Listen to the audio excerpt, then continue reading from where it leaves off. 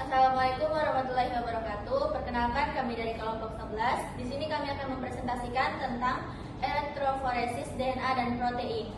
Jadi sebelum mempresentasikan, alangkah baiknya kita memperkenalkan diri terlebih dahulu. Perkenalkan, nama saya Umi Aulia Nurdin dari kelas D3A tingkat 1 Teknologi Laboratorium Medis.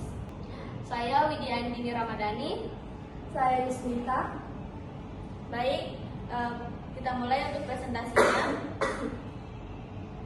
Jadi pengertian dari elektroforesis DNA dan protein adalah teknik laboratorium yang digunakan untuk memisahkan molekul seperti DNA dan protein berdasarkan ukurannya dan muatan listriknya melalui medan listrik. Adapun prinsip dari elektroforesis DNA, yaitu DNA bermuatan negatif karena adanya gugus fosfat, sehingga ketika diberi medan listrik, molekul DNA akan bergerak menuju elektroda positif atau anoda. Gelombang elektroforesis DNA. Gelombang biasanya menggunakan gelombang agarosa sebagai medium pemisahan. Molekul DNA yang lebih kecil akan bergerak lebih cepat melalui pori-pori gelombang, sedangkan molekul yang lebih besar bergerak lebih lambat. Penggunaan elektroforesis DNA digunakan untuk analisis ukuran fragmen DNA seperti dalam pengujian DNA, analisis genetik, cloning molekuler, dan sequencing. Prinsip elektroforesis protein. Pemisahan protein dalam elektroforesis bergantung pada muatan, ukuran, dan bentuk molekul protein.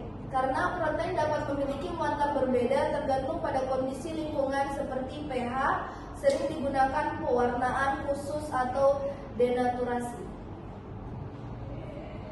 Gelombang elektroforesis protein biasanya menggunakan gelombang poliakrilamida dalam teknik yang disebut SDS, PAGE atau sodium dodekli sulfat poliakrilamid.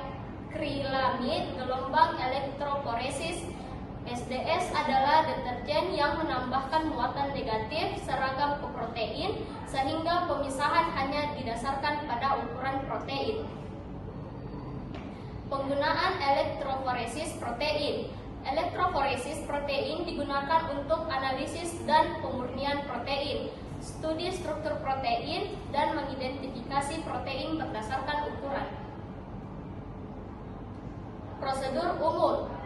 Yang pertama, persiapan sampel. DNA atau protein diekstrak dan diencerkan sesuai kebutuhan. Yang kedua, pemuatan gelombang. Sampel dimasukkan ke dalam sumur gelombang yang ditempatkan di buffer.